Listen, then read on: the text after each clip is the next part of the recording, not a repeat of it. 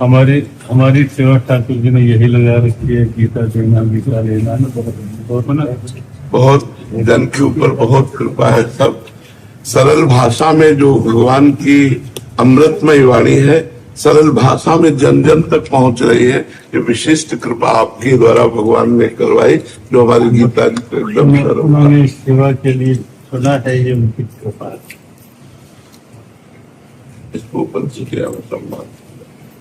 हाँ महाराज जी, किडनी तो फेल ही है, अब आकृति प्रकृति सब उससे सूझ जाती है, प्रभावित। लेकिन आपका भाव बल, तपोबल और धाम के निष्ठा बल, हाँ कृपा सबके लिए एक प्रेरणा है।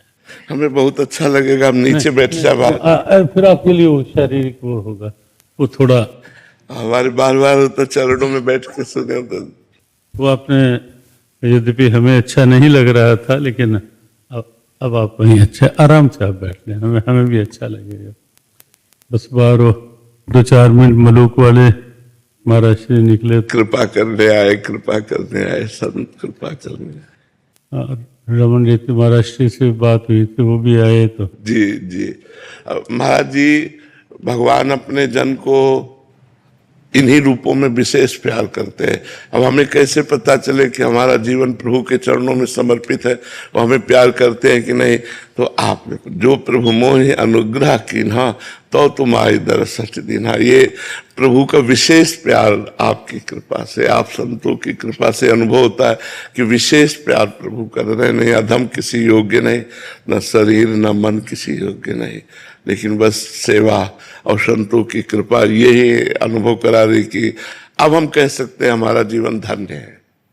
अब हम आज कह सकते हैं हमारा जीवन धन्य है, क्योंकि हमें संतों का समागम मिला, संतों का दर्शन मिला, तो ये जीवन धन्य है।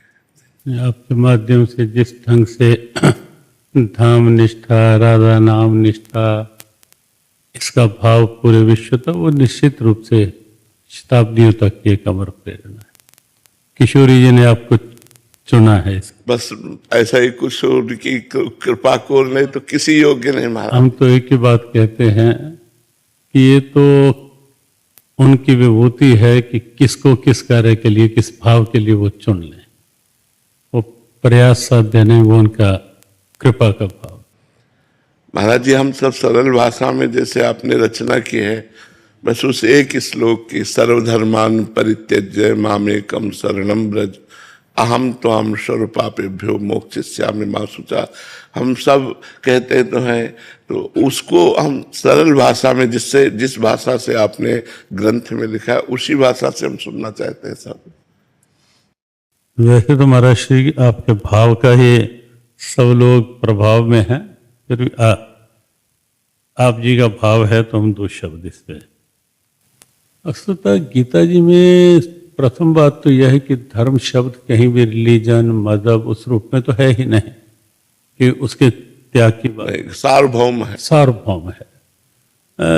प्रारंभिक चरण में इस भाव को लें तो वो ये है, क्योंकि जीव परमात्मा का अंश है, ममैवांशो जीवलोके जीव भूतः सनातन। तो लेकिन जो आरोपित धर्म अपने ऊपर वृत्तियों के, विकारों के जो आ जाते हैं, जो बीच में आवरण बन जाते हैं, तो उस सब का त्याग और अपने स्वभाव में आ जा। लौकिक कर्मों के संस्कार विकार अंदर ना जाएं, केवल भीतर से उस भाव में रहे, मामेकम शरणम ब्रज। और दूसरा यह भी है कि धीरे धीरे, क्योंकि प्रारंभ में अध्यात्म करना ही होगा, एकाएक वह स्थिति नहीं कही जा सकती सबके लिए कि बस हम पूर्णता में आ गए। पूज्य डोंगरे जी महाराज तो कहा करते थे कि जीवन के अंतिम श्वास तक नाम निष्ठा नहीं छोड़ो, वो नहीं छूटे, मन पर विश्वास लेकर नहीं चलो कब। तो इसलिए ये खास बात, हाँ, खास बात, बिल्कुल बिल्कुल। वो करना तो है ही, यज्ञ दान तपा कर्म नात्याज्यम, जो भी नाम धाम वो सब, लेकिन धीरे धीरे एक अवस्था ऐसी आ जाती है, आ जाए कि जब ये आध्यात्मिक अनुष्ठानों की क्रियाएं भी इसका भी इससे भी ऊपर उठ बहुत सुंदर, बहुत और अब केवल मेरे भाव में आ जा, बिल्कुल, अब बहुत ये सब छूट जाने, हाँ हाँ, बहुत सुंदर, बहुत अब माम एकम शरणम ब्रज, अब तू मेरे भाव में ही रम जा, बहुत सुंदर, अब बहुत दूसरा सुंदर। कुछ नहीं। हाँ जी, बहुत सुंदर। और उसमें भी एक बात और आती है कि छूटना और छोड़ना, छोड़ना, हाँ इन दोनों में भी अंतर है। हाँ, ये बड़ा सूक्ष्म विषय है। हाँ, हमारे गुरुजी कहा करते थे कि कहीं हल्का कुछ खरोंच आई।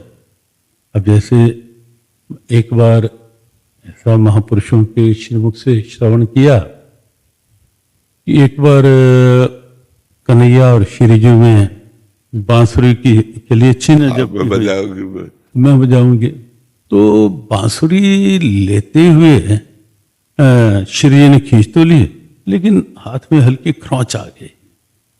अब जब खरोंच आई तो कई दिन निकले, तो ललिता ने कहा कि ये खरोंच तो बड़ी हुई है, ये क्या हुआ?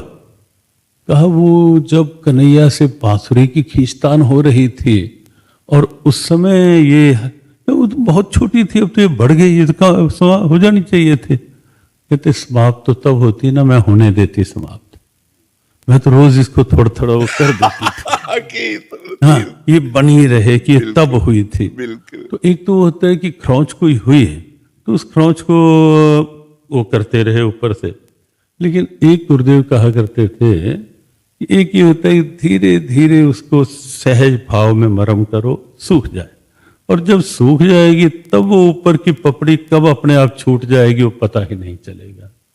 तो छोड़ना तो ये होता है प्रमाद के कारण, परिस्थिति के कारण या किसी कारण नियम छोड़ दिया और छूट जाए। इस श्लोक का एक अर्थ, उच्चतम अर्थ ये है कि धीरे धीरे छोड़ने का नहीं क्रम बनाना, करते रहो, लेकिन धीरे धीरे स्वतः छूट जाए और उस भाव में रम जाओ, वो इसका चरम है। हाँ, बहुत सुंदर, बहुत सुंदर, बहुत सुंदर तृप्ति हो गई। क्योंकि जानबूझ करके यदि छोड़ा जाए तो जहां हम पकड़ कर रहे हैं वहां से भी मन हट सकता है। जी जी। तो हमको सांगोपांग धीरे धीरे करते हुए माम एकम की तरफ बढ़ना है, और जब वहां पहुंच गए तो अपने आप सब शांत हो जाएगा। बहुत सुंदर, बहुत सुंदर जी। बलात् छोड़ेंगे तो फिर तो गीता ने ये भी कहा कि स्वभाव जेन कौनते निबद्धा सेन कर्मणा, फिर कहीं भीतर के संस्कार फिर न तुझे वहां की। बिल्कुल बिल्कुल। इसलिए सहज भाव से लगे लगे वो छूट जाए, ऐसी अवस्था में आ जाए। बहुत सुंदर। आपका स्वागत ठीक है महाराज। रोमांचित है कि मन नहीं रोक दो यहाँ आकर के आपके समक्ष बैठ आप शरणागत बच्चे हैं महाराज जी, हम आपको देखते हैं, आपके बच्चे हैं, आप गुरुजनों के आशीष से ही आप स्वस्थ हैं। मन से तो दिख ही रहा है, भावों में दिख ही रहा है, स्वस्थ नहीं पूर्णतः आप, लेकिन तन से भी आप स्वस्थ। आशीष आपका। ये तो महाराज जी का दिया हुई तो प्रसाद है। कह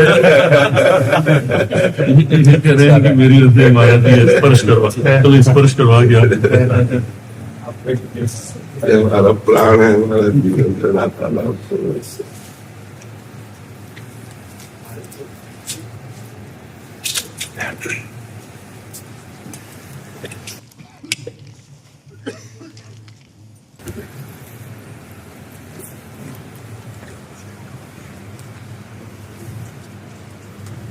महाराज जी ये सब है ना,